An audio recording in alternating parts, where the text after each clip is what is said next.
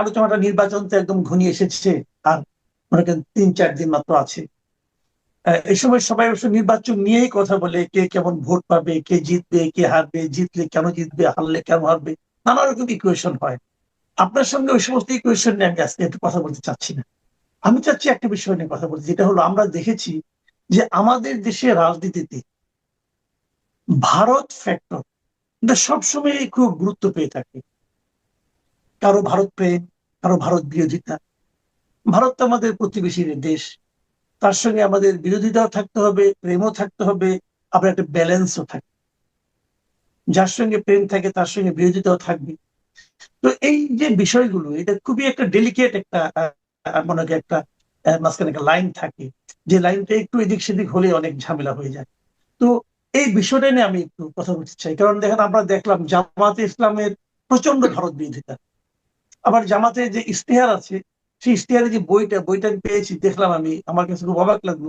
তারা কিন্তু ভারতীয় বিভিন্ন ছবি টবি, বিভিন্ন ওদের ম্যাগাজিনে, বিভিন্ন পত্রিকার ছবি একদম কাট পেস্ট করে দিয়েছে। তার মানে ওনাদের মধ্যে ভারতের প্রতি দৃশ্যত একটা বিরোধিতা আছে, আবার অন্য দিক দিয়ে চর্যবৃত্তির ক্ষেত্রে একটা প্রেমও আছে। তো এরকম নানা রকম জিনিস থাকে। তো আমি এই বিষয়গুলো নিয়ে আপনার সঙ্গে একটু খোলামেলা হতে চাই, যে আমাদের সাধারণ মানুষের মধ্যে কিছু প্রশ্ন আছে।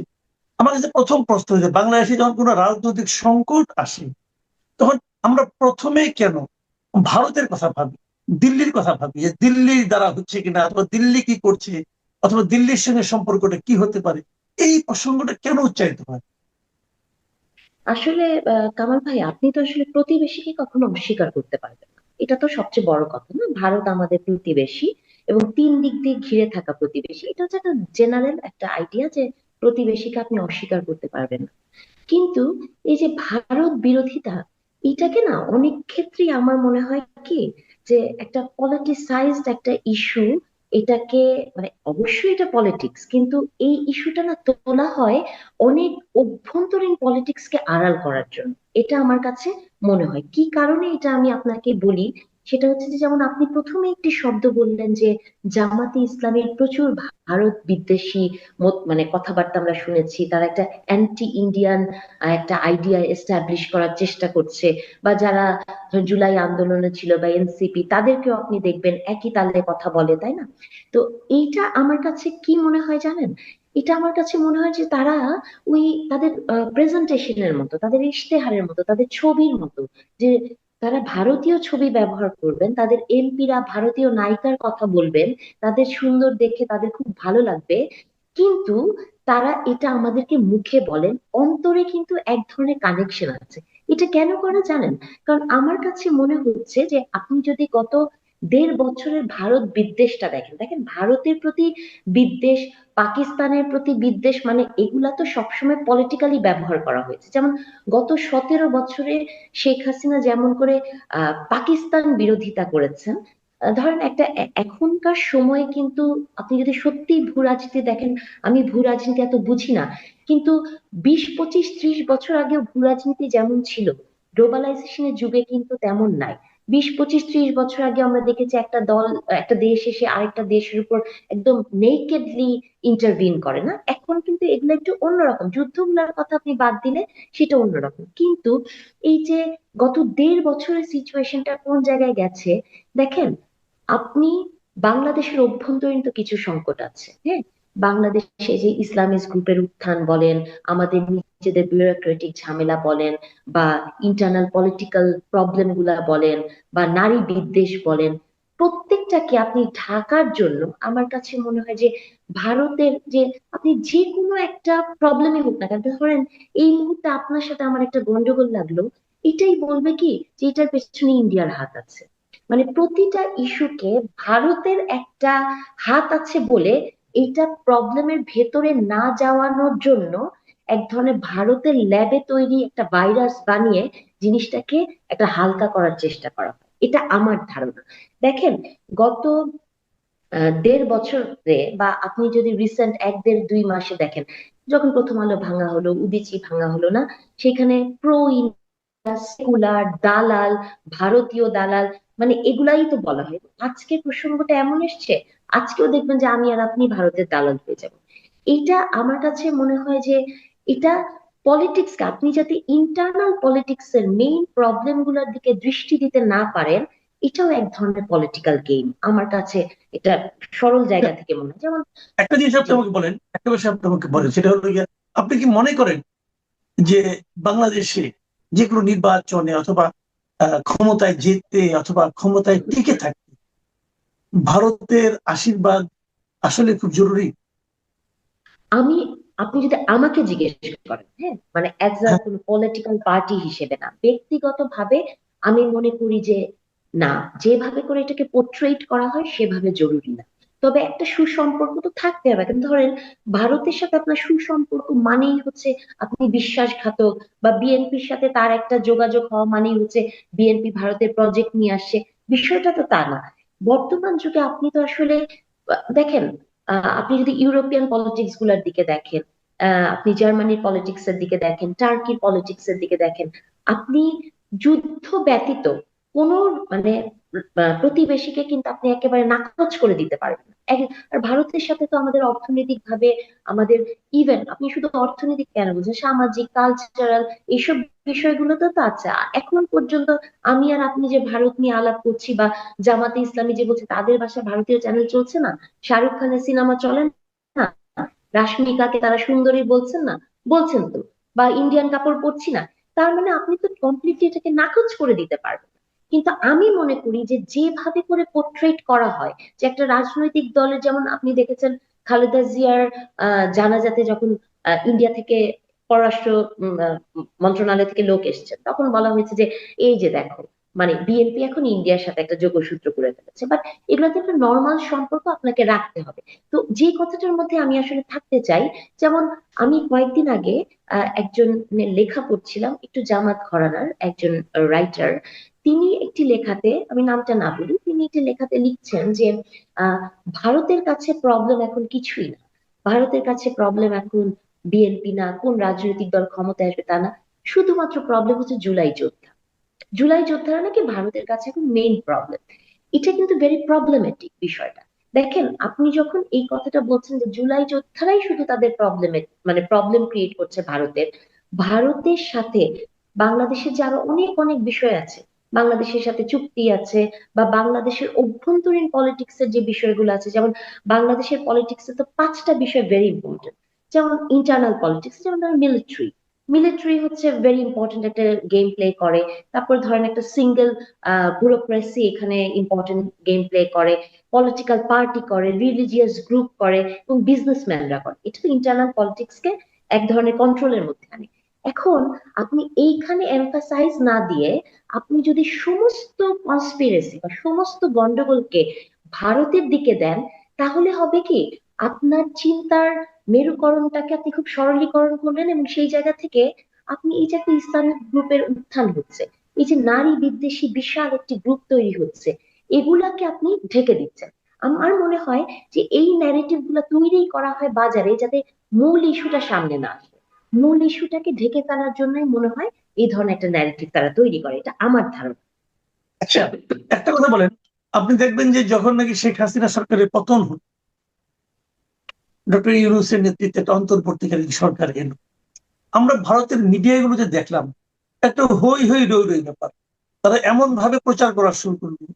আমি তো একটা ভারতের মিডিয়াতে এমনও দেখেছি যে ঢাকা শহরের রাজপথে নাকি লাশের পর লাশ পড়ে আছে, এরকমও তারা কিন্তু বলেছে। কলকাতার কিছু বাংলাতে কিছু টিভি, রিপাবলিকান টিভি হয়তো এরকম দেখলাম, ওখানে ক্লাউনের মতো একটা লোক লাফালাফি করছে আর বলছে যে এই মাত্র সব শেষ হয়ে গেলো, মুঘল তুমুল হলো। এগুলো আমরা দেখেছি। কিন্তু এখন যখন নির্বাচনটা বাংলাদেশে ঘনিয়েছে, বা নির্বাচনের একদম আগ মুহূর্তে নির্বাচনকে কেন্দ্র করে, আমি কিন্তু ভারতের মিডিয়ার সেরকম তৎপরতা আর দেখছি না। এখন যেন তারা চুপচাপ বসে দেখছে যে কি হয় না হয়। তো এই যে পরিবর্তনটা, আপনার কাছে কি মনে হয়, এটা আপনার কাছে কি ইঙ্গিত করে? এটাই তো এখন এই মুহূর্তে ভারতের জন্য সবচেয়ে সুবিধাজনক অবস্থান না? মানে ভারতও তো আসলে ওই জায়গা থেকেই দেখে যে ভারতকেও তো বাংলাদেশের সাথে, মানে বাংলাদেশ ছোট দেশ হতে পারে, বা অনেক জায়গায় তারা আমাদের কন্ট্রোল করার চেষ্টা করতে পারে, কিন্তু বাংলাদেশকে তো নাকচ করে দিতে পারবে না। বাংলাদেশের ইন্টারনাল স্টেবিলিটি তো তার রাজনীতিতে তো একটা প্রভাব ফেলে। তো এটাই আমি মনে করি তার একটা সুবিধাজনক অবস্থান। কিন্তু ওই মুহূর্তে আপনি যেটা দেখেছেন যে একজন জাম্প করে এখান থেকে পড়ছে, মঞ্চের ওখান থেকে পড়ছে, আজে বাজে কথা বলছে, তাই না? ইভেন ভারতীয় মিডিয়া গুলোর কিন্তু আপনি দেখবেন ওদের কর্তৃত্ববাদী অ্যাটিটিউডটা কিন্তু সব সময় থাকে। আপনি আমি যদি একটা টক শোতে যাই দেখবেন ওরা এমন করে কথা বলে আপনার মনে হবে যে এটা কোনো জার্নালিস্ট কথা বলছে না, আপনি গুরু শিক্ষক না, আপনাকে ধমক দিচ্ছে। মানে এরকম একটা অ্যাটিটিউড তারা করে। তো ওই সময়টা আসলে প্রেক্ষাপট তো অন্য ছিল। এবং ভারতকে 17 বছর, যেমন শেখ হাসিনা বলেছেন আমি ভারতকে যা দিয়েছি ভারত এটা কোনোদিনও ভুলতে পারবে না, বা এই টাইপের একটি কথা। বা শেখ হাসিনা ওখানে আছে এক ধরনের, শেখ হাসিনা, আওয়ামী লীগ এবং ধরেন ওই দলটাকে এবং আমাদের মুক্তিযুদ্ধকেও এই ন্যারেটিভটাই তো তৈরি করা হয়েছিল যে আমরা ভারতের ডানে পেয়েছি, বা শেখ হাসিনার ক্ষমতাটাও ভারতের সাথেই সংযুক্ত। এই জন্য এক ধরনের ওনারশিপ ক্রিয়েট হয়েছিল।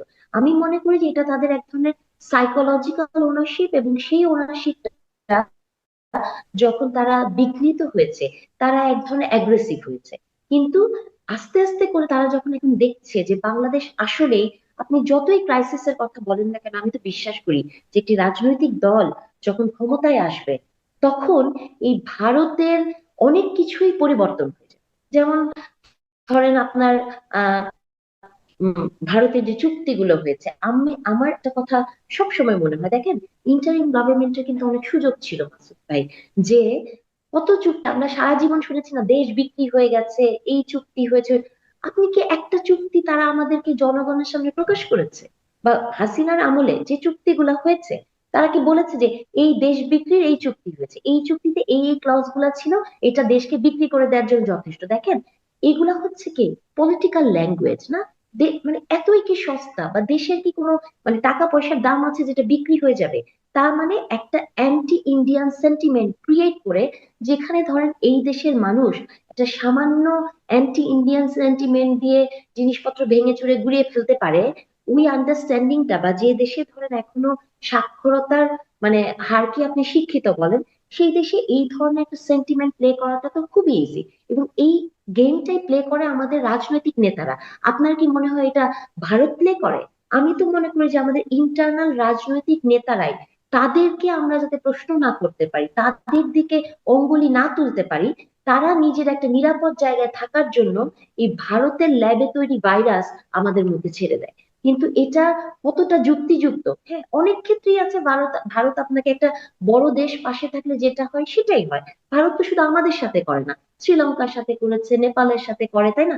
এই ধরনের একটা জিনিস তো সবসময় করছে। কিন্তু আমার কাছে মনে হয় যতটা না এটা ভারত কর্তৃক ক্রিয়েটেড এবং যতটা না সিরিয়াস, ততটা আমাদের ইন্টারনাল পলিটিক্যাল পার্টিস গুলা যারা আছে, যারা নেতারা আছে, যাদেরকে আপনি সরাসরি প্রশ্ন করতে পারেন যে তুমি কেন এই বিদ্বেষী কথাটা বলছো, তুমি কেন নারী বিদ্বেষ ক্রিয়েট করছো, এটা অনেক ইজি হয়ে যায় ওইভাবে নেওয়াতে, যে সমস্ত দৃষ্টি আপনি ভারতের দিকে দিয়ে দিবেন, তাহলে তার রাজনীতি করতে সুবিধা হয়। আমার এটা ধারণা। জি। আমরা প্রায় শেষ পর্যায়ে আর মাত্র দুটো প্রশ্ন আপনাকে করতে চাই। একটা কথা হলো কি যে এটা তো আপনি মানবেন এবং এটা আমরা নিজেরাও বুঝি যে ভারতের সঙ্গে বাংলাদেশের যে সম্পর্ক, যে দ্বিপাক্ষিক সম্পর্ক, এটা স্বাধীনতার পর থেকে এর মধ্যে তো অনেক এসেছেন, বঙ্গবন্ধু এসেছেন, জিয়াউর রহমান এসেছেন, এরশাদ, হাসিনা, খালেদা, সবাই তো এসেছেন। আমার মনে হয় যে এই সময়ে ভারতের সঙ্গে যে দ্বিপাক্ষিক সম্পর্ক, এর চেয়ে খারাপ সম্পর্ক সম্ভবত আর কখনোই ছিল না। তো আহ, আপনার কি মনে হয় যে একটা যদি নির্বাচন হয়, নির্বাচনটা যদি ভালো নির্বাচন হয়, নির্বাচনে যেই জিতুক, যখন কোন একটা ইলেক্টেড গভর্নমেন্ট আসবে, আপনি কি মনে করেন যে এই যে শীতল সম্পর্ক, এই বরফ কিছুটা হলেও গলবে? আমি তো আসলে বিশ্বাস করি আপনার কথার সাথে আমি 100 ভাগ একমত যে বাংলাদেশের ইতিহাসে গত 1.5 বছর মানে অ্যান্টি ভারত সেন্টিমেন্ট যেভাবে তৈরি করা হয়েছে, এটা আগে আগে ছিল, একভাবে ছিল। আর হাসিনার বয়ান তো অন্যরকম ছিল, তাই না? সেটা ছিল, রাইট। কিন্তু এইবার ম্যাসিভ জায়গায় গেছে। বিশ্বাস করেন, এই যে কথাটা প্রথম থেকেই বলছি যে এটা কিন্তু আমার কাছে মনে হয় যে এটা আমাদের ইন্টারনাল পলিটিক্যাল পার্টিস গুলার তৈরি একটা ন্যারেটিভ। এবং এই ন্যারেটিভটা তারা তৈরি করে তাকে আপনি যাতে প্রশ্ন না করতে পারেন। এখন আমি এটা অবশ্যই বিশ্বাস করি যে বাংলাদেশের সাথে সম্পর্ক তো ধরেন ভারতের ইলেকশনের পরে শীতল জায়গা থেকে উষ্ণ হবে। আমি উষ্ণ হওয়ার পথে শীতল সম্পর্ক আমি চাই না।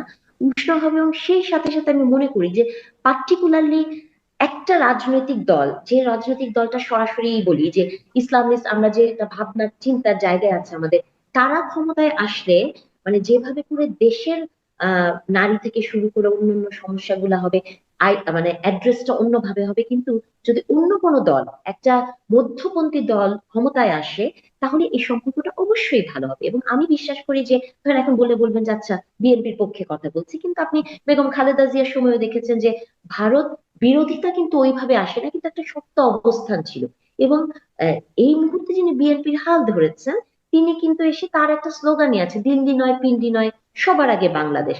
এবং আমি কিন্তু এটা বিশ্বাস করতে চাই, কারণ দেখেন আমরা এমন একটা সিচুয়েশনে আছি কামাল ভাই, যে এই গত 1.5 বছরে এই অ্যান্টি ইন্ডিয়ান সেন্টিমেন্ট দিয়ে মানে আমাদের হয় কি, আমাদের নিজেদেরও তো একটু ক্লান্ত লাগে, তাই না? আমাদের মানসিক ক্লান্তিটাও তো আসে, আমরা নিজেদের ফোকাসকে আরেক জায়গায় সরিয়ে ফেলি। আমি এটা করতে চাই না, আমি আমার এনার্জিকে পজিটিভ জায়গায় খরচ করতে চাই। তাহলে এই অ্যান্টি ইন্ডিয়ান সেন্টিমেন্ট যে ভারতকে আমরা একটা প্রতিবেশী দেশ হিসেবেই দেখবো, এবং সেই প্রতিবেশী দেশের সাথে মানে দেনা পাওনা হিস্যা যতটুকু হওয়া দরকার সেটা রাজনৈতিক ভাবেই হবে, এবং বাংলাদেশের মানুষের আকাঙ্ক্ষাকে সামনে রেখেই হবে। সো আমি মনে করি যে ভারত ওই যে প্রভুর যে কথাটা ছিল, প্রভুর জায়গায় না, যে আমি বন্ধুর কথাও বলি না। বা আপনি যে প্রেমিক প্রেমিকার কথা বললেন, প্রেম টেম বাদ দেন, অনেক প্রেম হয়েছে এই জীবনে, হ্যাঁ। প্রেমের অপোজিটেই থাকে হচ্ছে ঘৃণা। যত কম প্রেম তত কম ঘৃণা, আমরা আসেন মাঝামাঝি থাকি। আমি এটা বিশ্বাস করি, থাকতে পারবো মাঝামাঝি। আমি একদম শেষ প্রশ্ন করছি, আমাদের নির্বাচন তো একদম দ্বার প্রান্তে চলে এসেছে, অনেক অনেক কথা বলছেন। আপনি কি মনে করেন এই নির্বাচনে কোন বৈদেশিক শক্তি কোন ধরনের প্রভাব বিস্তার করতে পারে, অথবা পার্টিকুলারলি ভারত কোনো প্রভাব বিস্তার করতে পারে? আমি আহ, আপনার কথায় উত্তরটা একটু ডিপ্লোম্যাটিক ভাবে দিব না সত্যিই দিব সেটা চিন্তা করি, ঝামেলা তো হয় বুঝছেন না। কিন্তু আমি যদি আমার মনের কথাই বলতে চাই, সেটা হচ্ছে যে আমি বিশ্বাস করি না যে মানে এক্সটার্নাল কিছু ফ্যাক্টর, ধরেন কিছু এলিমেন্ট থাকতে পারে, ধরেন এক ধরনের কোনো একটা প্রপাগান্ডা তৈরি হলো, বা এগুলো তো আমরাও করি, কিন্তু আমি মনে করি যে এই ইলেকশনকে বিতর্কিত করার জন্য আমাদের দেশের ভিতরে যে ফ্যাক্টর গুলো আছে সেটাই যথেষ্ট। আমি মনে করি যে এই ফ্যাক্টরটা, আমরা ইলেকশন ইঞ্জিনিয়ারিং এর কথা শুনছি, আমরা আজকে পর্যন্তও কিন্তু বাজারে এই কথা চাওয়ার আছে যে ইলেকশন হবে তো, যেটা আমরা, হ্যাঁ, তো এটা তার ভারত তৈরি করে দেয়। বা ইলেকশন ইঞ্জিনিয়ারিং এর যে কথাগুলো আমরা শুনি সেটা, অথবা কত সহিংস হতে পারে এই ইলেকশনটা, এটা ভারত তৈরি করে দিচ্ছে না, আমাদের ভেতরেই কেউ না কেউ আছে যারা ভারতের পারপাস সার্ভ করে, যারা অন্যের পারপাস সার্ভ করে এবং নিজেদের পারপাস সার্ভ করে। সো আমি মনে করি যে সঠিক দেশপ্রেম থাকলে, মানে আপনার ব্রেইনের ভিতর এত দেশপ্রেমেরও দরকার নাই, মানে আপনার ভেতরে যদি ওই জিনিসটা থাকে যে আমি দেশের ভালো চাই, এটাই যথেষ্ট। দেখেন এই প্রসঙ্গে একটা কথা বলি যে দেশপ্রেম দেশপ্রেম বলে আমরা যে মুখে ফেনা তুলে ফেলি, তাই না, যে দেশপ্রেম দেশপ্রেম, প্রকৃত দেশপ্রেম কি আপনি কখনো মানে বাংলাদেশে কয়জন মানুষের হাত দিয়ে দেখেছেন? দেখেন একটা দেশে আমি জীবনে অনেক সময় কাটিয়েছি, পড়াশোনা করেছি জার্মানির মতো একটা দেশে, হ্যাঁ। সেই দেশে আপনি দেখছেন যে 2টা বিশ্বযুদ্ধ তারা কিভাবে ফেস করেছে, কি অবস্থা তাদের হয়ে গেছিল। কিন্তু বিশ্বাস করেন, জার্মানিতে এত বছর কাটে আমি কোনোদিন শুনি নাই যে আহ জার্মানি হিটলারের নাম তো আপনি নিতেই পারবেন না, আপনাকে জেলে ধরে নিয়ে যাবে, হ্যাঁ। তো এই যে পশ্চাৎপদতা, এখন পর্যন্ত স্বাধীনতার ঘোষণা কে দিল কি দিল না, এবং মুক্তিযুদ্ধের সঠিক ইতিহাস নাকি আরেকটি দল ক্ষমতায় আসলে লিখবে, এখনো যখন আপনি 53-54 বছর জিনিসের আগে নিয়ে, অথবা আপনার জাতীয় সঙ্গীতকে আপনি বদলে ফেলতে চাবেন, এই একটা লুপের ভিতর যখন আমরা ঘুরপাক খাচ্ছি না, তখন একটা দেশের ইলেকশনকে আনস্টেবল করতে বিদেশি শক্তির দরকার হয় না, দেশের ভেতরে শক্তিরাই যথেষ্ট।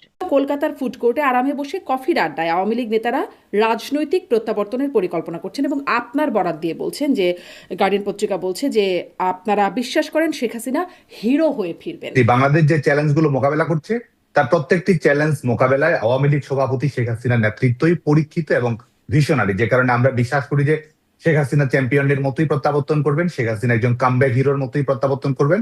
কিন্তু সেটি কিভাবে আর কি, সেই প্রহসনের নির্বাচন যদি বাংলাদেশে অনুষ্ঠিত হয়, তাহলে আমরা মনে করি যে বাংলাদেশে কোনো বৈধ কর্তৃপক্ষ প্রতিষ্ঠিত হচ্ছে, বাংলাদেশের জনগণের কোনো প্রতিনিধি তৈরি হচ্ছে সেটি মনে করার কোনো কারণ নেই। এবং এই সরকারের মেয়াদ আসলে তারা নিজেরা ঠিক করবে না, এই সরকারের মেয়াদ আসলে জনগণের আন্দোলন ঠিক করবে। কোন সরকারের মেয়াদ বলছেন? প্রহসনের নির্বাচনের মধ্য দিয়ে যারা ক্ষমতায় আসবে, এটা হচ্ছে যে অবৈধ যে ক্ষমতার আছে সেই অবৈধ ক্ষমতা লাইসেন্সটা একটা নবায়ন হচ্ছে আসলে। নবায়ন করতে পারবে না কেন? একবার কেন পারবে না? আপনারা এতবার পারলে। আইনগত রাজনৈতিক কোন ধরনের বিধিনিষেধ ছিল না।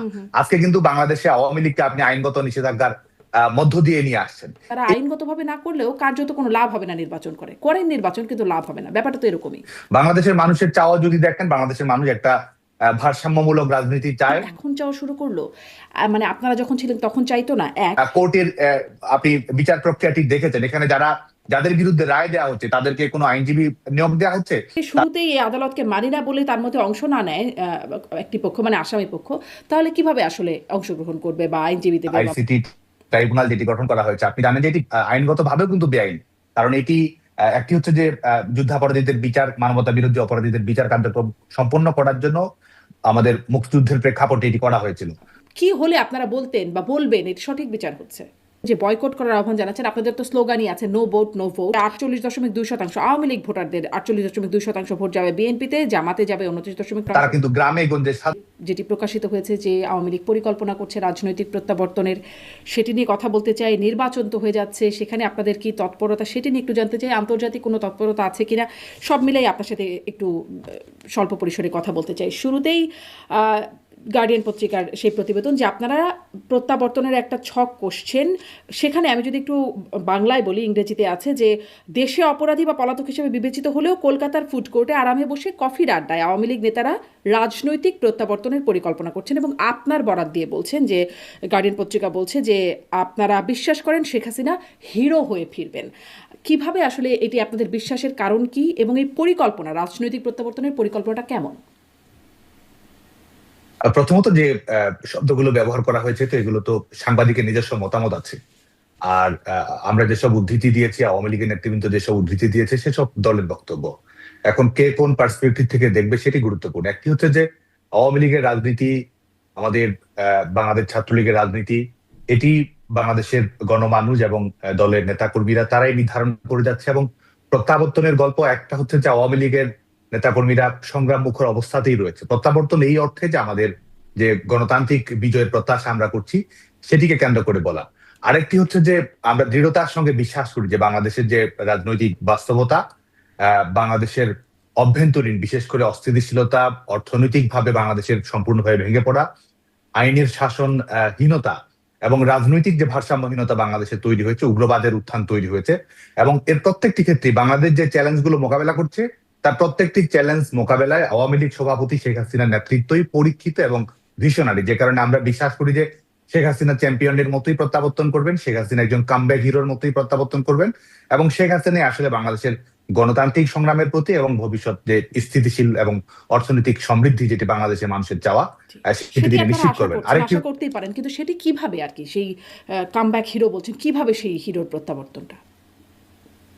একটি হচ্ছে যে আমাদের যে সংগ্রামটি রয়েছে, চলমান সংগ্রামের ধারাবাহিকতা, এবং যেটিকে আমরা সবচেয়ে গুরুত্বপূর্ণ মনে করছি সেটি হচ্ছে যে বাংলাদেশে একটা নিরপেক্ষ সরকারের অধীনে সকল দলের অংশগ্রহণে নির্বাচন অনুষ্ঠিত হওয়া।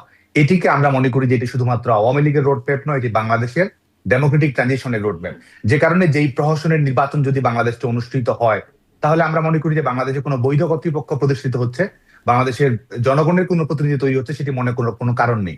এবং এই সরকারের মেয়াদ আসলে তারা নিজেরা ঠিক করবে না, এই সরকারের মেয়াদ আসলে জনগণের আন্দোলন ঠিক করবে। যে কারণে আমরা মনে করি যে আমাদের যে সাংগঠনিক যে সক্রিয়তা, এই সরকার তো শেষ হয়ে যাচ্ছে, এই সরকারের মেয়াদ তো শেষ, আর 5 দিন, মানে তারপরে নির্বাচন হয়ে যাবে, তারপরে জাস্ট ক্ষমতার হস্তান্তর। কোন সরকারের মেয়াদ বলছেন?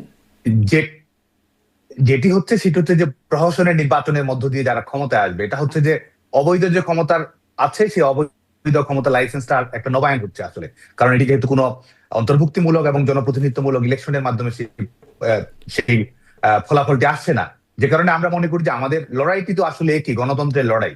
তো সেই লড়াইয়ে আমাদের অব্যাহত গণতান্ত্রিক সংগ্রাম, সাংগঠনিক সক্রিয়তা, জনগণের সঙ্গে সংযোগ এবং বাংলাদেশের রাজনীতির একটা অনিবার্য পরিণতি আমরা মনে করি যে শেষ পর্যন্ত একটা সেদিকেই যাবে। এবং সেই পরিস্থিতির মাধ্যমেই দেশের অভ্যন্তরে গণতান্ত্রিক আন্দোলন, সাধারণ মানুষের সমর্থন এবং সেটির প্রেক্ষিতে বাংলাদেশে যে বাংলাদেশের গণতন্ত্রের জন্য, বাংলাদেশের মানবাধিকার প্রতিষ্ঠিত করার জন্য এবং একই সঙ্গে উগ্রবাদ ঠেকানোর ব্যাপারে আমাদের শুধুমাত্র দেশীয় জনমত নয়, আমরা বিশ্বাস করি যে একটা পর্যায়ে আন্তর্জাতিক জনমত গুরুত্বপূর্ণ ভূমিকা রাখবে। অনেকগুলো প্রসঙ্গ আপনার কাছ থেকে আসলো, আমি একে একে আসি। আপনি বলছেন যে অবৈধ ক্ষমতার নবায়নের এই নির্বাচনটা, সেটাকে বলছেন যে যদি তাই হয়, আপনারা তো কয়েকবার এটা করতে পারলেন, তো এই সরকার এই অংশগ্রহণমূলক নির্বাচন না করে মানে সেই অর্থে নবায়ন করতে পারবে না কেন? একবার কেন পারবে না আপনারা এতবার পারলে? দেখুন, প্রথমত হচ্ছে যে আমরা একটা পার্থক্য আমরা সবসময় স্পষ্ট করে বলি, সেটি হচ্ছে যে কোনো নির্বাচনেই কারো অংশগ্রহণের নিষেধাজ্ঞা ছিল না। বিএনপি সহ অন্যান্য রাজনৈতিক দলগুলো কিন্তু সবসময় নির্বাচনের অংশগ্রহণের সিদ্ধান্তটি সবসময়ই তাদের জন্য উন্মুক্ত ছিল। আইনগত রাজনৈতিক কোনো ধরনের বিধিনিষেধ ছিল না। আজকে কিন্তু বাংলাদেশে আওয়ামী লীগকে আপনি আইনগত নিষেধাজ্ঞার মধ্য দিয়ে নিয়ে আসছেন। এটি একটি। আরেকটি হচ্ছে যে আমাদের বাংলাদেশের যে বিদ্যমান রাজনৈতিক বাস্তবতা, যেই রাজনৈতিক বাস্তবতা আসলে আমরা বিশ্বাস করি যে একটা অন্তর্ভুক্তিমূলক নির্বাচনের মাধ্যমে সেটার সমাধান করতে হবে। বাংলাদেশের মানুষের চাওয়া যদি দেখেন, বাংলাদেশের মানুষ একটা ভারসাম্যমূলক রাজনীতি চায়। মানুষের একটি হচ্ছে যে আপনি আওয়ামী লীগের বিরুদ্ধেও তো আপনার ভোট দেওয়ার অধিকার আছে। তো আজকে অবস্থাটা তো এমন দাঁড়িয়েছে যে আপনার আওয়ামী লীগের বিরুদ্ধে জনগণ ভোট দিবে, সে অধিকারটুকু কিন্তু বাংলাদেশের জনগণের কাছ থেকে কেড়ে নেওয়া হয়েছে। যে কারণে আমাদের ভবিষ্যৎমুখী হতে হবে এবং আমরা যদি টেকসই সমাধান চাই তাহলে সেটির মাধ্যমে আসলে সমাধানটা সুনিশ্চিত করতে হবে। সাদ্দাম, দুটি বিষয়ে, একটা হচ্ছে আপনি বলছেন ভারসাম্যমূলক রাজনীতি চায় বাংলাদেশের মানুষ, সেটা কি এই এখন চাওয়া শুরু করলো? মানে আপনারা যখন ছিলেন তখন চাইতো না, এক। এবং আপনি বলছেন পার্থক্য যে এই নির্বাচনের সাথে আপনাদের সময়ের নির্বাচনের পার্থক্য হচ্ছে আপনারা কোনো দলকে, মানে আওয়ামী লীগ কোনো দলকে নিষিদ্ধ করে নাই সেই সময়, কিন্তু আপনি আমার জানা মতে আইনের ছাত্র। ডি ফ্যাক্টো ডি জুর বলে একটা ব্যাপার আছে, আইনগতভাবে নিষিদ্ধ করেন নাই, কিন্তু মানে কার্যত বস্তুত তারা আসলে নির্বাচন করেও খুব লাভ হচ্ছিল না। ফ্যাক্টটা এরকমই ছিল। যদি 18 নির্বাচনের কথা আপনার নিশ্চয়ই বারবার রেফারেন্সে আসছে, আন্তর্জাতিক গণমাধ্যমগুলোতেও এই বিষয়গুলো উঠে আসছে, এখনো আসছে। তো একই তো ব্যাপার না, আপনারা আইনগতভাবে না করলেও কার্যত কোনো লাভ হবে না নির্বাচন করেন নির্বাচন, কিন্তু লাভ হবে না, ব্যাপারটা তো এরকমই। প্রথম কথা হচ্ছে যে সমস্যাটি যদি এটি হয়ে থাকে যে অন্তর্ভুক্তিমূলক ইলেকশন না হওয়াটা বাংলাদেশের একটা সমস্যা, কিংবা ক্ষমতার পরিবর্তন যেটি সাংবিধানিক প্রক্রিয়ার মাধ্যমে সত্যিকারের স্বচ্ছ নির্বাচনের মাধ্যমে হওয়া উচিত, এটি যদি সমস্যা হয়ে থাকে এবং এ ব্যাপারে যদি জাতীয় মতৈক্য তৈরি হয়, তাহলে সমাধান এটি নয় যে আপনি একটি একতরফা ইলেকশনের দিকে যাবেন। সমাধানটি হচ্ছে যে অন্তর্ভুক্তিমূলক সমস্যা, অন্তর্ভুক্তিমূলক রাজনীতির ব্যবস্থা করাটাই হচ্ছে সবচেয়ে জরুরি সমাধান। তার মানে কিন্তু আপনি সমস্যাটাকে পাশ কাটিয়ে সমস্যাটা আর বাড়াচ্ছেন না। তার মানে আপনি যে রাজনীতিটা করছেন এটা কিন্তু বাংলাদেশের মানুষের নয়, বরং আপনার যে দলীয় স্বার্থান্ধ রাজনীতি আছে সেটাকে যেন আপনি সামনের দিকে টেনে নিয়ে যেতে পারেন, সেই লক্ষ্যেই কিন্তু আপনি আপনার রাজনীতিকে এগিয়ে যাওয়ার চেষ্টা করছেন। এটি সবচেয়ে বড় সুস্পষ্ট পার্থক্য বলে মনে করি। আরেকটি হচ্ছে যে এই নির্বাচনগুলো নিয়ে প্রশ্ন আছে, নির্বাচনগুলোতে কিন্তু বিএনপি অংশগ্রহণও করেছে এবং বিএনপির এই 2018 সালের নির্বাচনে অংশগ্রহণ করা, সেটির একটা দুপুরবেলা তাদের প্রত্যাশাও ছিল যে নির্বাচনে ভালো ফলাফল হবে। এই বাস্তবতাগুলোও কিন্তু আছে এবং আমরা মনে করি যে এই সব বাস্তবতা এবং বাংলাদেশের এই 2024 সালের 5 আগস্ট পরবর্তী যে বাস্তবতা, সেখানে যে ধরনের ফ্যাসিবাদী রাজনৈতিক ব্যবস্থা রাষ্ট্রীয়ভাবে, আইনগতভাবে রাষ্ট্রীয় প্রতিষ্ঠানের মাধ্যমে একটি দলকে দমনপীড়ন, নির্যাতন, নিষ্পেষণের মাধ্যমে এবং জনগণের কণ্ঠরুদ্ধ করার মধ্য দিয়ে যে পরিস্থিতির দিকে যাচ্ছে, সেটি আমরা মনে করি যে গণতন্ত্রের যদি আপনি কোনো প্যারামিটার দেখেন, তাহলে আসলে অতীতের সমস্ত রেকর্ডই আসলে বর্তমান ব্যবস্থাটি ভেঙে ফেলেছে। আর আমরা যদি স্থিতিশীলতা চাই, অন্তর্ভুক্তিমূলক নির্বাচন না হওয়াটাই যদি সমস্যা হয়ে থাকে, তাহলে সেই সমস্যার দিকে মানে সমাধানের দিকে যাওয়া হচ্ছে না আপনার ভাষ্যমতে, যেটি আপনি বলছিলেন। মানে আপনারা কি তাহলে ওই জায়গাটা অ্যাকনলেজ করে আগাতে চাইবেন যে আসলে আপনারা অন্তর্ভুক্তিমূলক নির্বাচনটা না করার কারণে ভারসাম্যটা নষ্ট হয়েছে এবং ভারসাম্য আনার জন্য এখন অন্তর্ভুক্তিমূলক নির্বাচনটা প্রয়োজন? আপনারা কি এতটুকু অ্যাকনলেজ করে সামনের দাবিটা করেন? দেখুন, একটি রাজনৈতিক দল তো যে তার গণতান্ত্রিক মূল্যবোধ, রাষ্ট্র ক্ষমতায় তার পারফরমেন্স, কিংবা এটি তো একটি সার্বিক দৃষ্টিভঙ্গি থেকে দেখে এবং একটা রাজনৈতিক দলের অবশ্যই নিজস্ব উপলব্ধি থাকে এবং একই সঙ্গে শুধুমাত্র কোনো পপুলিস্ট মূল্যায়নের দ্বারা প্রভাবিত হওয়া এটিও কিন্তু একমাত্র কাজ নয়, বরং আমরা মনে করি যে অতীতের এবং ভবিষ্যতের সমন্বয়ের মাধ্যমেই কিন্তু আমাদেরকে রাজনৈতিক সিদ্ধান্ত গ্রহণ করতে হবে। সে কারণে আমাদের একটা নিজস্ব বিবেচনাবোধ, মূল্যায়ন তো অবশ্যই আছে, কিন্তু একই সঙ্গে আমি এটি পরিষ্কারভাবে বলতে চাই যে আওয়ামী লীগ রাজনৈতিক দল হিসেবে এবং আওয়ামী লীগ সরকার হিসেবে তারা আমাদের গণতন্ত্রকে টেকসই করা, প্রাতিষ্ঠানিকীকরণ করা এবং রাজনৈতিক দলগুলো যেন নির্বাচনে অংশগ্রহণ করে সে ব্যাপারে আন্তরিকতার পরিচয় দিয়েছে।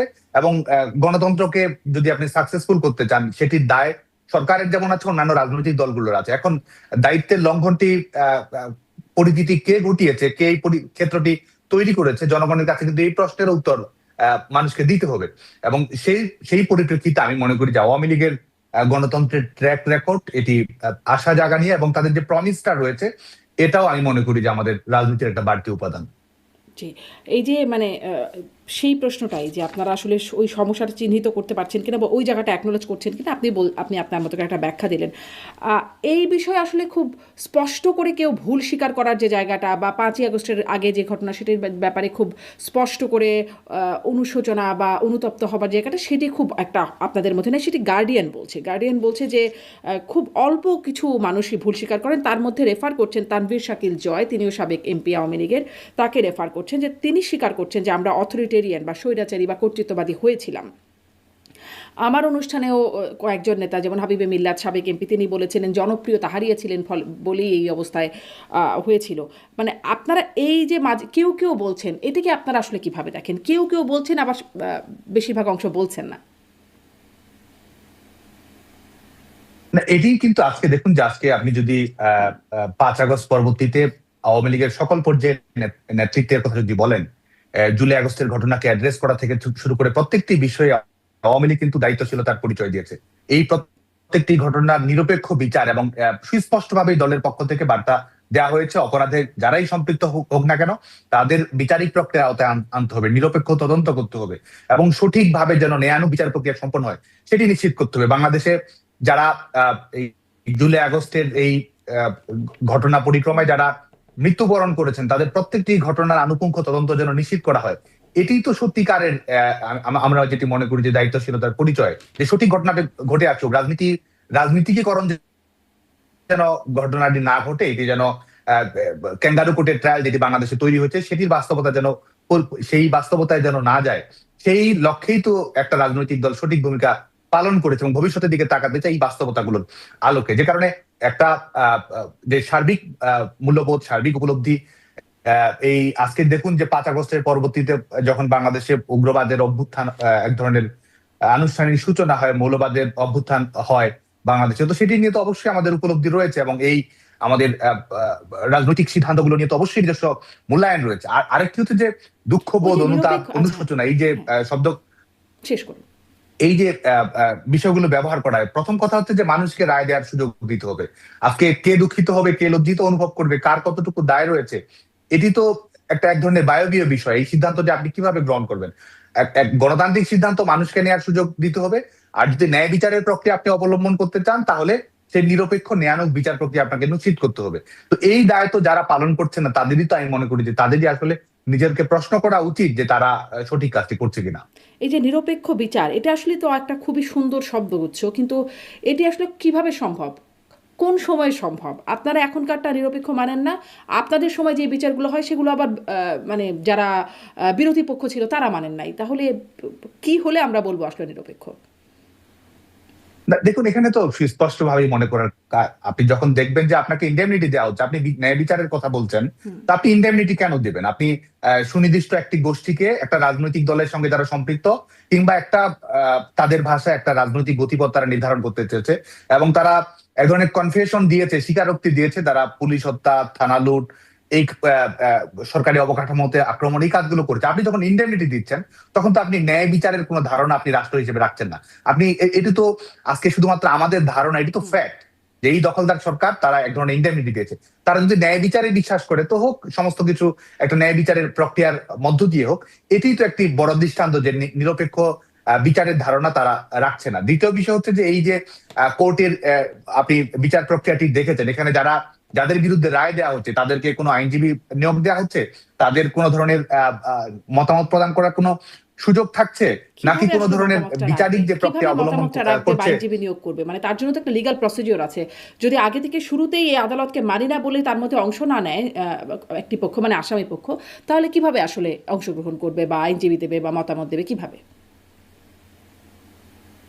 একটি হচ্ছে যে এই যে আইসিটি ট্রাইব্যুনাল যেটি গঠন করা হয়েছে, আপনি জানেন যে এটি আইনগত ভাবেও কিন্তু বেআইন, কারণ এটি একটি হচ্ছে যে যুদ্ধাপরাধীদের বিচার, মানবতা বিরোধী অপরাধীদের বিচার কার্যক্রম সম্পন্ন করার জন্য আমাদের মুক্তিযুদ্ধের প্রেক্ষাপটে এটি করা হয়েছিল। সে কারণে এই আইন কিন্তু এই আইনকে কভার করার মতো কোনো ধরনের আইনি যুক্তি কিন্তু নেই। দ্বিতীয় বিষয় হচ্ছে যে অধ্যাদেশের মাধ্যমে এটি করা হয়েছে, সেই আপনি জানেন যে অধ্যাদেশকে আপনি যখন পার্লামেন্টে অনুমোদন দিবেন সেটি আইন হিসেবে অনুমোদন পাবে। আজকে এই বিচারিক কার্যক্রম পরিচালনা করা হচ্ছে একটি অধ্যাদেশ দিয়ে, এবং যেটি বাংলাদেশের কোনো পার্লামেন্টে এখন অনুমোদন দেওয়া হয়নি, অথচ সর্বোচ্চ বিচারিক দণ্ড সহ আনুষঙ্গিক সমস্ত প্রবিধান কিন্তু বাস্তবায়ন করা হচ্ছে।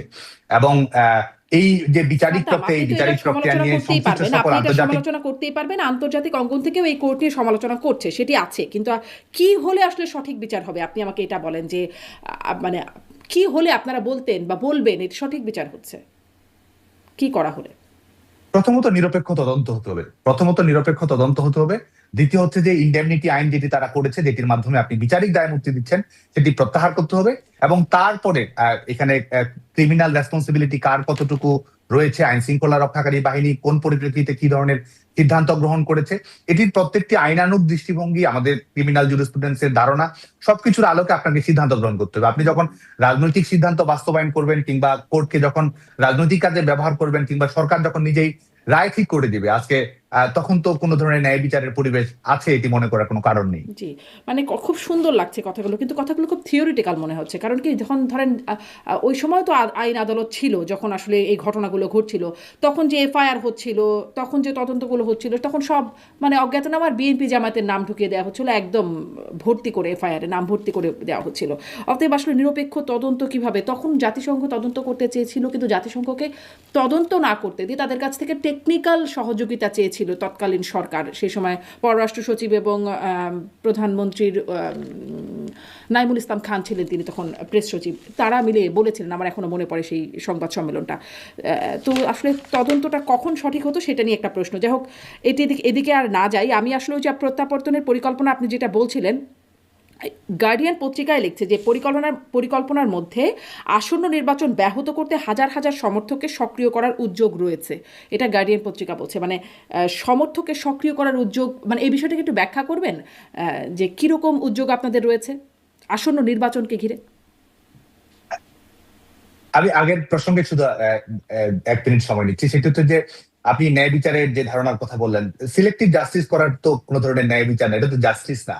আজকে দেখুন যে আপনি সরকারের রিপোর্ট অনুযায়ী 800 জন ধরা হয়েছে জুলাই আগস্টে, নিহত হয়েছে জাতিসংঘে সেটি হচ্ছে যে 15 আগস্ট পর্যন্ত তারা 1400 জনের একটি ধারণা দিয়েছে। আপনি যদি জুলাই আগস্টের মধ্যেও দেখেন, আওয়ামী লীগের নেতাকর্মী কিন্তু মৃত্যুর সংখ্যা, শহীদ হওয়ার সংখ্যা অনেক বেশি, এবং আইন শৃঙ্খলা রক্ষাকারী বাহিনী তো আছেই।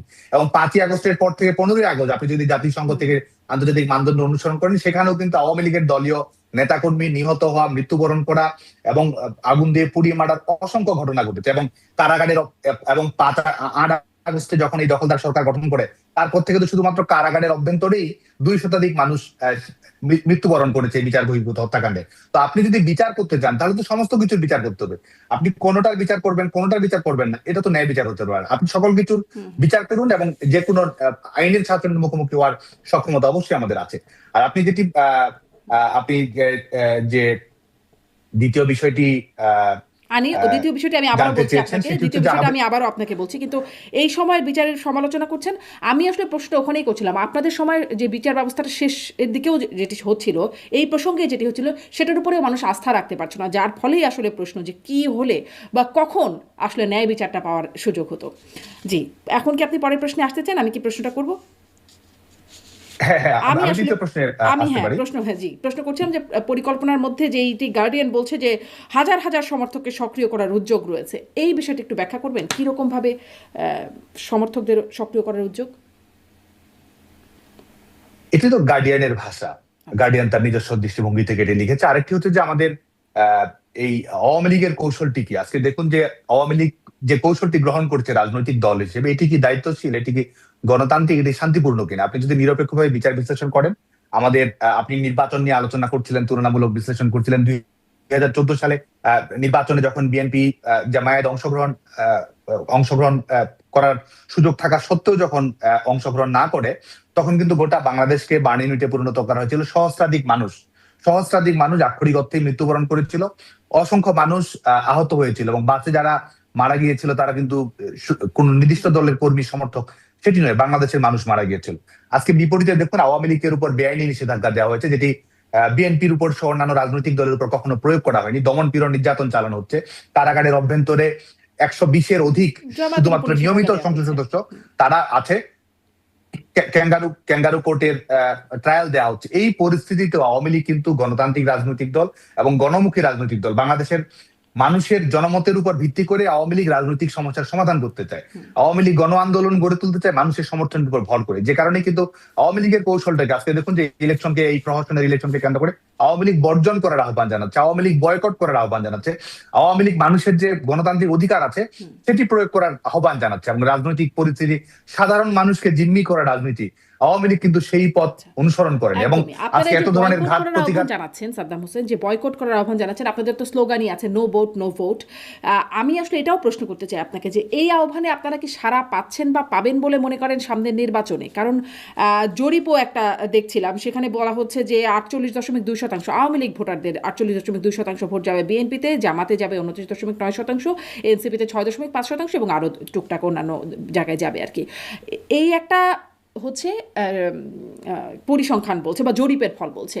আল জাজিরা এক্সপ্লেনেশন সেখানে একটা প্রতিবেদনে দেখছিলাম, একজনকে একটা সমৃদ্ধা তার একজন, তাকে উদ্ধৃত করে বলা হচ্ছে যে ভোট যদি তিনি দিতে নাও চান তাহলে তাকে বলা হবে যে তিনি আওয়ামী লীগের সমর্থক, ফলে সমস্যা আছে, ফলে সেই বিবেচনায় হলেও তাকে ভোট দিতে যেতে হবে। মানে নানান রকম বাস্তবতা। আওয়ামী লীগের নেতাকর্মীরা অনেকেই, আজকেই পড়ছিলাম পত্রিকায়, যে মাথার উপর ছাতা দরকার, ফলে তারা প্রচারণা চালাচ্ছেন, কেউ কেউ ধানের শীষে প্রচারণা চালাচ্ছেন, প্রচারণা চালাতে চালাতে আবার জয় বাংলাও বলে ফেলছেন কেউ কেউ। এই হচ্ছে অবস্থা। তাহলে মানে আপনাদের ডাকে সারা মিলবে? একটি হচ্ছে যে জরিপের কথা যদি বলি, আজকে বাংলাদেশের যে বাস্তবতা আছে, কেউ একজন সাধারণ মানুষের কাছে জানতে চাবে এবং সে সরাসরি আওয়ামী লীগকে সমর্থন করে কিংবা আওয়ামী লীগকে সমর্থন করে ভোট বর্জন করবে, এটি যদি বলে তার কিন্তু বেঁচে থাকার গ্যারান্টিটা নেই, তার কিন্তু চাকরিটা থাকবে না, তার কিন্তু সার্টিফিকেটটা থাকবে না। তো এই বাস্তবতার মধ্যে দম বন্ধ করা পরিবেশের মধ্যে জরিপে সত্যিকারের পরিবেশ, প্রকৃত পরিস্থিতি কিন্তু জানা সম্ভব নয়। বিশেষ করে আওয়ামী লীগের ভোটারদের দৃষ্টিভঙ্গি, সমর্থকদের দৃষ্টিভঙ্গি যদি আপনি জানতে চান বাংলাদেশে, সেই বাস্তবতা আসলে নেই। আরেকটি হচ্ছে যে আজকে ভোটের যে পরিবেশ যদি দেখেন, এটি হচ্ছে যে আজকে ভোটের যে এটি এক ধরনের পরিস্থিতিটা দাঁড়িয়েছে, এটা এক ধরনের ঘরোয়া টুর্নামেন্ট বিএনপি জামায়াত এবং এনসিপির মধ্যে। এটি বিএনপি জামায়াত এনসিপির একটা যৌথ কাউন্সিলের মতো। আজকে সাধারণ মানুষের এই নির্বাচন নিয়ে কতটুকু আগ্রহ রয়েছে সেই প্রশ্নটি কিন্তু আছে। আপনি গ্রামে গঞ্জে, শুধুমাত্র আমাদের নয়, আপনি যদি নিরপেক্ষ বিশ্লেষক, আমরা তাদের বক্তব্য যখন শুনি, অনেকেই বলে তারা কিন্তু গ্রামে গঞ্জে সাধারণ মানুষের মধ্যে ভোটের কোনো কিন্তু আগ্রহ দেখার কোনো ন্যূনতম আগ্রহ দেখতে পাচ্ছে না। যে দুটি ভোট তারা করছে, একটি গণভোটের যাচ্ছেন যখন তারেক রহমান বা জামাতের আমিরা যখন যাচ্ছেন, তখন বিশাল একটা জনগোষ্ঠী আসছেন, মানে সেই সমাবেশে অনেক জনবহুল হয়ে উঠছে, সেটাও তো হচ্ছে, স্লোগানে মুখরিত হচ্ছে, সেরকম পরিস্থিতিও তো দেখা যাচ্ছে। দেখুন, একটা রাজনৈতিক দলের আপনি যদি কর্মসূচি দেন, আপনি যদি ভোট ছাড়াও কোনো কর্মসূচিতে যান, বিএনপি সহ অন্যান্য রাজনৈতিক দল, সেখানে তো জমায়েত, এটি স্বাভাবিক একটি বিষয়, সেখানে কর্মী সমর্থক তারা তো স্বাভাবিকভাবেই থাকবে। তো এটির সঙ্গে বাংলাদেশে 18 কোটি মানুষের দেশে এটির মাধ্যমে কোনো রাজনৈতিক দলের সমর্থন, ভোটের প্রতি আগ্রহ আছে কি নেই, এটি তো প্রমাণ করতে পারবেন। একটা জেলা সব শহরেই যখন যায়, একটা জমায়েতে যদি 50,000 মানুষ থাকে, সেই জেলা শহরে মানুষ রয়েছে 10 লাখ, 15 লাখ, 20 লাখ। তো সেটির মাধ্যমে আসলে আপনি রাজনৈতিক জনসমাবেশে কর্মী সমর্থক, একটা নির্দিষ্ট দলের যারা কর্মী রয়েছে, বিভিন্ন পর্যায়ের সমর্থক রয়েছে, নেতা রয়েছে, তারা তো সেখানে সমবেত হবেই। তো এটি তো আর বাংলাদেশের জনগণ কি ভাবছে, পথে প্রান্তরে কারা কি আছে, কতজন অংশগ্রহণ করতে চাচ্ছে, সেটি নিয়ে তো নেই। আরেকটা হচ্ছে যে বাংলাদেশের মানুষ এই নির্বাচন নিয়ে কোনো ধরনের কোনো আগ্রহ নেই। কারণ হচ্ছে যে বলছিলাম যে হ্যাঁ, সেটি তো বাংলাদেশের রাজনৈতিক পরিস্থিতি, নিরপেক্ষ বিশ্লেষকদের মন্তব্য, হ্যাঁ, সেটির আলোকে আমরা বলছি যে গ্রামে গঞ্জে মানুষের এই নির্বাচনের প্রতি যে অনাগ্রহ, সেটির মাধ্যমে একটি দেখা যাচ্ছে। আরেকটি হচ্ছে যে নির্বাচনের দিনে বাংলাদেশের রাজনৈতিক পরিস্থিতি কিরকম থাকবে, আইন শৃঙ্খলা জনিত পরিস্থিতি কিরকম থাকবে, এবং যেরকম সরাসরি ভাবে দুই রাজনৈতিক দল যারা আজকে প্রতিদ্বন্দ্বিতা করছে প্রহসনের নির্বাচনে, এই নাটকের ড্রেস রিহার্সালে যারা অংশগ্রহণ করছে, সরাসরি বলে দিচ্ছে যে ভোট কেন্দ্রে তারা কিভাবে থাকবে, দখল করবে, বিজয় করবে। তো এই ঘটনাগুলো কিন্তু ঘটছে, এবং যে কারণে মানুষ কিন্তু এটি মনে করে না যে কোনো ধরনের সুষ্ঠু নির্বাচন হবে। মানুষ কিন্তু এটি মনে করে না যে তার নিজের ভোটটি সে নিজে দিতে পারবে।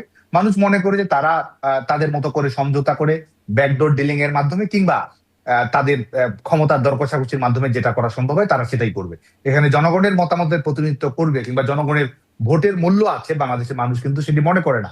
এবং আমরা যেটি বিশ্বাস করি যে এই বয়কট ক্যাম্পেইন, এই বর্জনের ক্যাম্পেইন এবং বাংলাদেশের মানুষের যে নিজস্ব বিবেচনাবোধ, সেই বিবেচনাবোধ থেকে আমরা স্পষ্টভাবে বলতে পারি যে যতই তারা জোট চুরি করুক, কারচুপি করুক, যতই তারা জাল ভোট ভুয়া ভোট দেখাক, যতই তারা পোস্টাল ব্যালটের মাধ্যমে কেলেঙ্কারি করুক, তারপরও আমরা স্পষ্টতই বলতে পারি যে শুধুমাত্র কৃত্রিম সংখ্যা দেখানো ছাড়া বাংলাদেশের মানুষ এই নির্বাচনে অংশগ্রহণ করবে না। আচ্ছা, সেটি আপনার বিশ্বাস এবং আপনার মূল্যায়ন আপনি বলছিলেন, কিন্তু নির্বাচন হয়ে যাবে, ক্ষমতায় চলে আসবে একটি দল, তারপর? দেখুন, এটি তো আমরা স্পষ্ট করে বলছি যে এটি চলমান যে অবৈধ ক্ষমতা, সেই অবৈধ ক্ষমতাকে আরো নতুন করে সামনে নিয়ে আসা কিংবা যারা অবৈধভাবে ক্ষমতা দখল করে আছে তাদের মধ্যে মিউজিক্যাল চেয়ারের পরিবর্তন করার মতো বিষয়। আমরা যেটি বিশ্বাস করি সেটি হচ্ছে যে মানুষের ক্ষমতা মানুষের কাছে ফিরে দিতে হবে, বাংলাদেশের মানুষকে রায় দেওয়ার সুযোগ তৈরি করে দিতে হবে এবং সেটির জন্য আমরা গণতান্ত্রিক সংগ্রামের কোনো বিকল্প দেখি না। এবং সেটি আমাদের জন্য, আমাদের দলের সার্ভাইভালের জন্য সেটি নয়, এটা বাংলাদেশের গণতন্ত্রের সার্ভাইভালের জন্য এটি এই জরুরি, যে গণতান্ত্রিক কারণে আমরা সংগ্রামের সেটাতেই কথাই, ফোকাস করছি। জি সাদ্দাম হোসেন, এই গণতান্ত্রিক সংগ্রামের কথা বিএনপি এতদিন বলেছে এবং তারা 17 বছর ধরে বলেছে তারা গণতান্ত্রিক সংগ্রাম করেছে। আপনারা কি মনে করেন আপনাদের এই গণতান্ত্রিক সংগ্রামটা কত দীর্ঘ হবে? দেখুন, বিএনপি যদি গণতান্ত্রিক সংগ্রামে বিশ্বাস করতো, বিএনপি যদি বহুদলীয় রাজনীতিতে বিশ্বাস করতো, তাহলে তো আওয়ামী লীগের উপর রাজনৈতিক নিষেধাজ্ঞা দেওয়ার পরে এই চিঠি দিয়েছে নিশ্চিত করার জন্য সেই কৃতিত্ব প্রকাশ জোর গলায় করতে হতো না। তাহলে তো তারা এই যে প্রহসনের একতরফা ইলেকশন, সেই দিকে তারা যাওয়ার কোনো দৃষ্টিভঙ্গি থাকতো না। নিজেদের মধ্যে ক্ষমতার ভাগ বাটোয়ারা করা জনগণের কাছে না গিয়ে এবং প্রধানমন্ত্রী হওয়ার আগেই ক্রাউন প্রিন্সের মর্যাদা নিয়ে রাজনৈতিক এবং প্রশাসনিক কর্মকাণ্ড পরিচালনা করার বাস্তবতা থাকতো না। যে কারণে গণতন্ত্রের পরীক্ষায় তো তারা উত্তীর্ণ হয়নি। গণতন্ত্রের পরীক্ষায় তারা উত্তীর্ণ হতো যদি তারা এই এক ধরনের অন্তর্ভুক্তিমূলক রাজনীতির প্রশ্নটিকে সামনে রাখতো এবং এটির প্রশ্ন অটল থাকতো। এবং আমরা যেটা বিশ্বাস করি যে আমাদের যে গণতান্ত্রিক চলমান লড়াই সংগ্রাম ভালো রয়েছে, মনে করেন জনাব সাদ্দাম হোসেন যে আপনাদের চেয়ে অনেক ভালো একটা দল বিএনপি, নীতি নৈতিকতা সব দিক থেকে, মানে আপনারা যদি এরকম করে করে টিকে যেতে পারেন, তো বিএনপি কে কেন আশা করেন যে তারা আসলে আপনাদেরকে ছাড়া অন্তর্ভুক্তিমূলক না হলে তারা নির্বাচনে যাবেন না বা সরকারের দায়িত্ব নেবেন না, এটি কেন মনে করেন? এটি তো আমরা যেটি বলার চেষ্টা করছি যে তারা যে গণতান্ত্রিক প্রক্রিয়ায় ধারণ করছে না এবং গণতান্ত্রিক প্রক্রিয়ায় ক্ষমতায় যাওয়ার মতো নৈতিক সাহসও তাদের নেই। যে জনগণের ভোটে জনগণ যদি বিজয়ী করে তাহলে তারা ক্ষমতায় যাবে, এই নৈতিক সাহস দিয়ে তাদের নেই, তো আমরা চোখে আঙ্গুল দিয়ে দেখিয়ে দিতে চাই। এবং যে কারণে কিন্তু আজকে দেখুন যে আজকে আওয়ামী লীগ সভাপতি বঙ্গবন্ধু কন্যা দেশরত্ন শেখ হাসিনা যে রাজনৈতিক বার্তাটি বারবার দেওয়ার চেষ্টা করছেন যে বাংলাদেশের জনগণের সিদ্ধান্ত জনগণের কাছ থেকে আসতে হবে। এবং সবচেয়ে বড় কথা যে একটা রাজনৈতিক দল সরকারি দলও যেতে পারে, বিরোধী দলও যেতে পারে। একটা রাজনৈতিক দল বিরোধী দলে থাকলে সেটি সবসময় ব্যর্থতা সেটি নয়, এটা গণতন্ত্রের একটা স্বাভাবিক প্রক্রিয়া। আজকে যখন সেই প্রক্রিয়াটিকে নস্যাৎ করে দেওয়া হচ্ছে এবং এবং এবং একই সঙ্গে আমরা আপনি যেটি বলছিলেন যে এটির মেয়াদ, এই লড়াইয়ের মেয়াদটি আসলে কতটুকু, আমি দৃঢ়তার সঙ্গে বিশ্বাস করি যে এই যারা এই অবৈধভাবে ক্ষমতা দখল করবে তাদের মেয়াদ আসলে, আমি আগেই বলেছি, তাদের মেয়াদ তারা নির্ধারণ করবে না, তাদের মেয়াদ বাংলাদেশের জনগণ নির্ধারণ করবে। এটি টেকসই হবে না, এটা স্থায়িত্ব দিবে না। এর আগে বাংলাদেশে 15ই ফেব্রুয়ারি ইলেকশন, বাংলাদেশে সেই সংসদের মেয়াদ কত হয়েছে সেটা আমরা জানি। কোনো প্রেডিকশন আছে যে আমি মনে করি যে এই যারা আমরা মনে করি যে প্রহসনের নির্বাচনের মধ্য দিয়ে যারা ক্ষমতায় আসবে তাদের মেয়াদ বেশি দিন হবে না এবং শেষ পর্যন্ত একটা নিরপেক্ষ সরকারের অধীনে নির্বাচন দিয়েই আসলে জনগণের কাছে ফয়সালা করতে হবে। আমাদের লক্ষ্য এটি, বাংলাদেশের জনগণের লক্ষ্য এটি, এবং এটি বাংলাদেশের আসলে আমাদের একমাত্র সমাধান। যে বারবার মানে সাবেক প্রধানমন্ত্রী আওয়ামী লীগ নেত্রী শেখ হাসিনা তার যে নির্দেশনার কথা তিনি বলছেন, আমরা জানতে পারছি তিনি বা গার্ডিয়ানের প্রতিবেদনেও বলা হচ্ছে যে তিনি নিয়মিতই আওয়ামী লীগের সিনিয়র নেতা, সাবেক এমপি, মন্ত্রীদের সাথে বৈঠক করছেন এবং আপনিও আছেন, আপনিও যান তাদের মধ্যে বৈঠক করতে, কিন্তু তার সাথে সাক্ষাতের বিষয়গুলো একরকম গোপনীয়তার সাথে হয়। যেমন ধরেন প্রথম যখন শুনলাম যে নেতারা প্রথমবারের মতো সাক্ষাৎ করতে যাচ্ছেন, সেই বৈঠকে বা সেই সাক্ষাতে আওয়ামী লীগের সাংগঠনিক সম্পাদক SM কামালও ছিলেন বলে জেনেছি। তার সাথে যখন আমার এই অনুষ্ঠানে কথা বলার সুযোগ হয়েছে, তাকে আমি জিজ্ঞাসা করেছি, তিনি ওই বৈঠক প্রসঙ্গে বলতে রাজি হন নাই। সম্প্রতি যুক্তরাজ্য আওয়ামী লীগ এর 5 জন প্রতিনিধি দেখা করে এলেন শেখ হাসিনার সাথে। সেখানেও আমি যোগাযোগ করেছি সিলেটের সাবেক মেয়র আনোয়ারুজ্জামান চৌধুরীর সাথে। তিনি অন্যান্য বিষয়ে বলতে চান, কিন্তু এই বৈঠক সম্পর্কে বলতে চান না। এখানে কি কোনো গোপনীয়তাটা রাখা হচ্ছে? মানে কেন রাখা হচ্ছে এই গোপনীয়তাটা? দেখুন, এটা যদি গোপনীয় থাকতো তাহলে তো এই খবরগুলো বাইরে আসতো না। কিন্তু কি কথা আরেকটি হচ্ছে হচ্ছে সেটি যে কিন্তু গোপন, সেটি আওয়ামী লীগ কিন্তু জানা সভাপতি যাচ্ছে না। বঙ্গবন্ধু কন্যা দেশরত্ন, হুম। দেখুন রাজনৈতিক বার্তা তো আমরা প্রত্যেক মুহূর্তেই আওয়ামী লীগ সভাপতি নিজেই রাজনৈতিক বার্তা দিচ্ছেন, আওয়ামী লীগের অফিসিয়াল পেজ থেকে তিনি সরাসরি বার্তা দিচ্ছেন। দলের বক্তব্য তো প্রত্যেক মুহূর্তে পরিষ্কার করা হচ্ছে, দলের বক্তব্যের মধ্যে তো কোনো ধরনের কোনো গোপনীয়তা নেই। দল কোন দৃষ্টিভঙ্গিতে বিশ্বাস করে, দল কিভাবে এগোতে চায়, গোপনীয়তা রাজনীতি তো আওয়ামী লীগ করছে না। আওয়ামী লীগ কি করতে চায়, কাদেরকে বৈধ বলছে, কাদেরকে অবৈধ বলছে, আওয়ামী লীগ তো কোনো কিছু পরিষ্কার করতে বাকি রাখেনি। এবং সেই জনগণের উপর ভরসা করেই তো আওয়ামী লীগ ঘুরে দাঁড়ানোর জন্য গণতান্ত্রিক সংগ্রামকে অব্যাহত রাখতে চাচ্ছে। আর যে রাজনৈতিক সাংগঠনিক সক্রিয়তার কথা আপনি বলছেন, সেটি 5ই আগস্টের পরবর্তী সময় থেকেই সেই তৃণমূলের নেতাকর্মীদের সঙ্গে যোগাযোগ রক্ষা করা, সংগঠনকে সক্রিয় করা, সংগঠনকে চাঙ্গা করা, এবং শুধুমাত্র কিন্তু দলীয় নেতাকর্মীদের নয়, বাংলাদেশের সাধারণ মানুষের সঙ্গে সংযোগ তৈরি করা। প্রত্যেকটি ক্ষেত্রেই আমাদের আওয়ামী লীগ সভাপতি দূরদর্শিতার পরিচয় দিচ্ছেন। প্রত্যেকটি ক্ষেত্রেই বাংলাদেশের মানুষের গণতান্ত্রিক সংগ্রামকে সাহস দেওয়া, অভয় দেওয়া, অনুপ্রেরণা দেওয়া, প্রত্যেকটি ক্ষেত্রেই তিনি ক্রমাগতভাবে আমাদের ঐক্যবদ্ধ করা, সংগ্রামকে সুসংহত করার ক্ষেত্রে দৃঢ়তার সঙ্গে নেতৃত্ব দিয়ে নেতৃত্ব যাচ্ছেন। দিচ্ছেন। আচ্ছা, তাহলে কিন্তু আমরা আল জাজিরাকে দেওয়া সেই সাক্ষাৎকারে শেখ হাসিনা পুত্র সজীব অজয় তিনি বলেছেন তার মা বৃদ্ধ হয়ে গেছেন, তার মা রিটায়ার করবেন, সেই অবস্থায় কেউ অনন্তকাল বাঁচেন না, এরকম একটা অবস্থা। কিন্তু আপনিও যাচ্ছেন, দেখা হচ্ছে, মানে সেই রকম অবস্থা, তাকে বৃদ্ধ বা রিটায়ার করার মতো অবস্থা এরকম কি তার আসলে আপনাদের মনে হচ্ছে কিনা? আপনার আগের কথার সাথে যদিও খুব একটা মেলে না, তারপরেও প্রশ্নটি করছি যে দেখছেন কিনা সেই অবস্থা যেরকমটা সজীব অজয় দাবি করছেন। দেখুন, এটা একটি একটি প্রশ্নের প্রেক্ষিতে সে উত্তরটি দেয়া, এবং এটি আমাদের যে রাজনৈতিক কর্মপরিকল্পনা, আমাদের দলের যে কর্মপরিকল্পনা রয়েছে, এটি গণতন্ত্রকে ফিরিয়ে এনে এবং শেখ হাসিনার একটা ঐতিহাসিক স্বদেশ প্রত্যাবর্তন, যেটি বাংলাদেশের গণ আন্দোলনের মধ্য দিয়ে, এটির সঙ্গে আসলে কোনো ধরনের বিরোধাত্মক পরিস্থিতি তৈরি করে বলে আমি মনে করি না।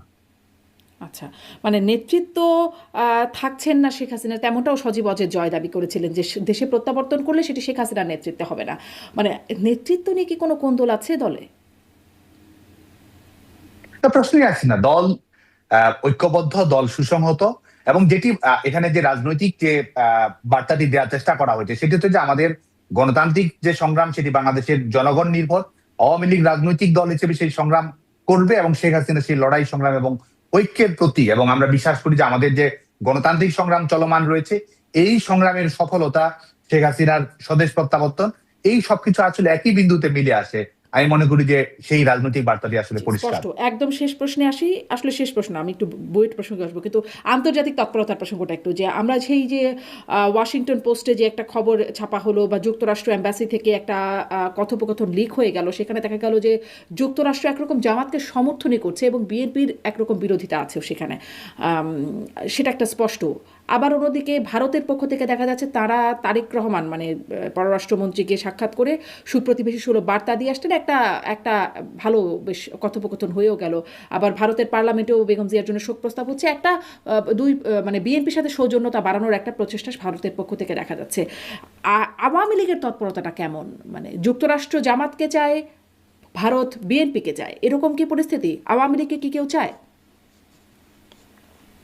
আন্তর্জাতিক? আওয়ামী লীগ তো মনে করে মানুষের, আমাদের ক্ষমতার কেন্দ্র হচ্ছে জনগণ। এবং আজকে দেখুন যে আজকে যখন আপনি ক্ষমতার জন্য দর কষাকষি করছেন, আপনি নির্ভর করছেন ইলেকশন কমিশনার কি করছে, আপনি নির্ভর করছেন যমুনা থেকে কি সিদ্ধান্ত আসছে, এবং আপনি বাংলাদেশের আপনি রাজনৈতিক ক্ষমতায় অভিষিক্ত হতে যান, সেটির উপর জনগণের সার্বভৌমত্বের উপর বিশ্বাস না করে, ভরসা না করে, আপনি যখন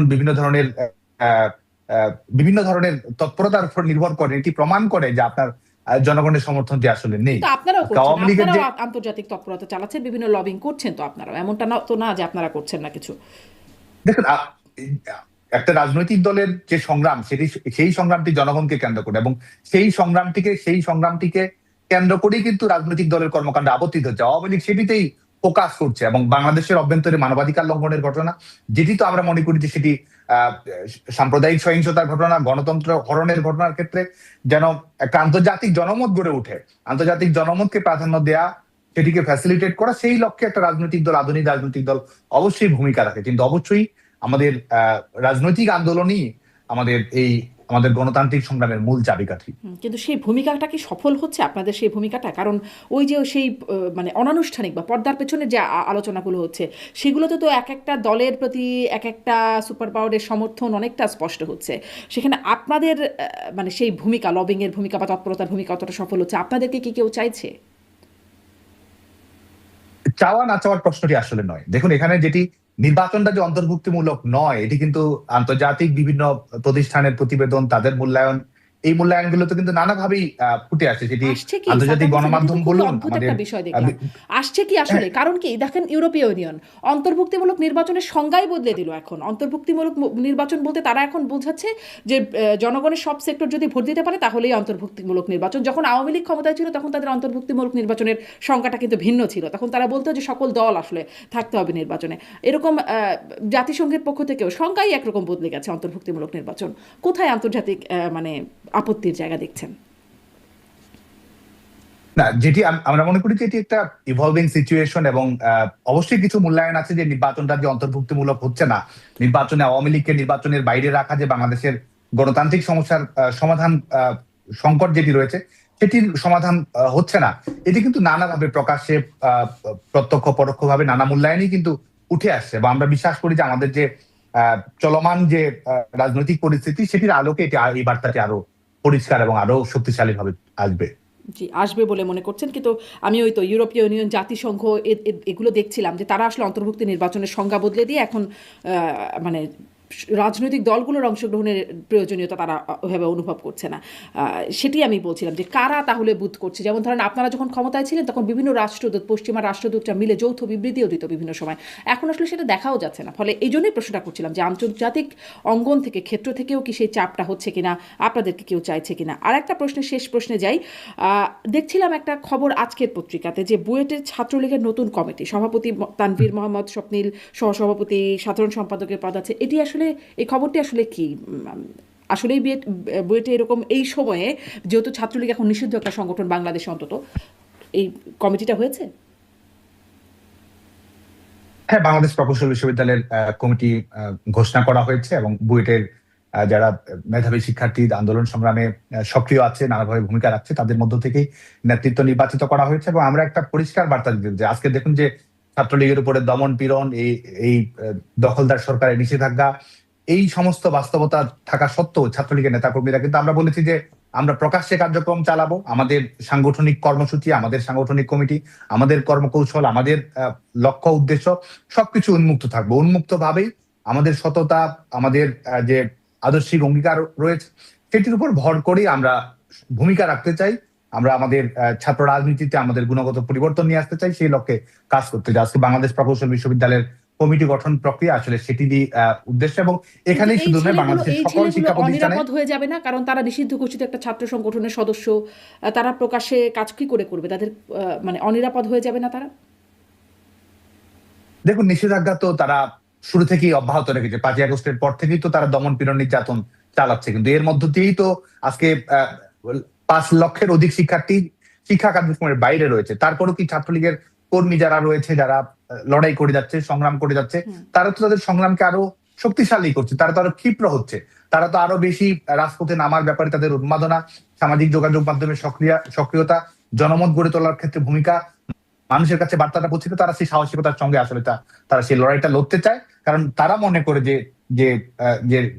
যে গণতান্ত্রিক কারণ এবং দেশের প্রতি দায়িত্ববোধ এবং আমাদের ভবিষ্যৎ প্রজন্মের যে নিরাপত্তা সুরক্ষিত করার প্রয়োজন রয়েছে, সে কারণে আসলে সেই সাহসটুকু ছাত্রলীগের নেতাকর্মীদের আছে।